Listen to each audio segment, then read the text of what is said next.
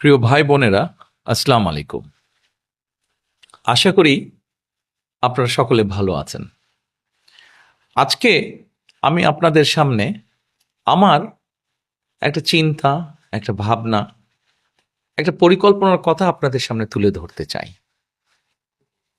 আপনারা জানেন কয়েকদিন পরে নির্বাচন। নির্বাচনে আপনাদের রায় পেলে পরে আমরা ইনশাআল্লাহ সরকার গঠনে সক্ষম হব। কিন্তু সরকার গঠন করলে কাজ তো করতে হবে দেশের জন্য, দেশের মানুষের জন্য। তাহলে কি কি কাজগুলো করব? একজন রাজনৈতিক কর্মী হিসাবে, রাজনৈতিক দল হিসাবে অনেকগুলো কাজ আমাদের করার আছে। তার ভিতরে কয়েকটি কাজের কথা আপনাদের সামনে আমি আজকে তুলে ধরতে চাই।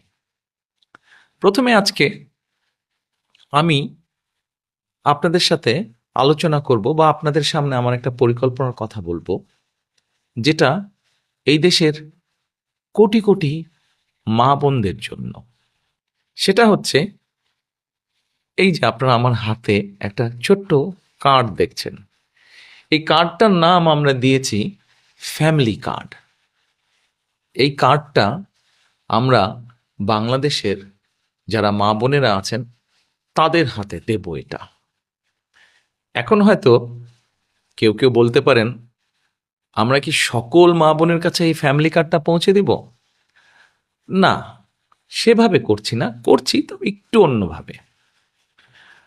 বাংলাদেশে আমরা যদি পরিবার হিসেবে দেখি, 4 কোটি পরিবার আছে বাংলাদেশে। 70% মতন গ্রামে থাকেন, 30% মতন পরিবার শহর অঞ্চলগুলোতে থাকেন। আমরা কাজটি শুরু করব পরিবার ভিত্তিক। প্রথমে গ্রাম থেকেই শুরু করব, শহরেরও কিছু কিছু অংশ নেব। যেই শহরের যেই অংশগুলোতে সাধারণত দরিদ্র, নিম্নবিত্ত, নিম্ন মধ্যবিত্ত মানুষ পরিবারগুলো থাকেন, সেই পরিবারগুলোকে দিয়ে। এখন আসেন আপনাদেরকে বলি কাদেরকে দেব। ধরুন আপনি একজন গৃহিণী, আপনি একজন মা, আপনার পরিবারের সদস্য সংখ্যা হয়তো 5 বা 6।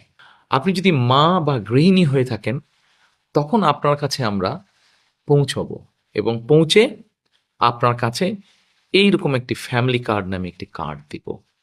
এই কার্ডটির মধ্যে আপনার নাম থাকবে, এই কার্ডটির মধ্যে একটি নাম্বার থাকবে, এই কার্ডটির মধ্যে মেয়াদ থাকবে এবং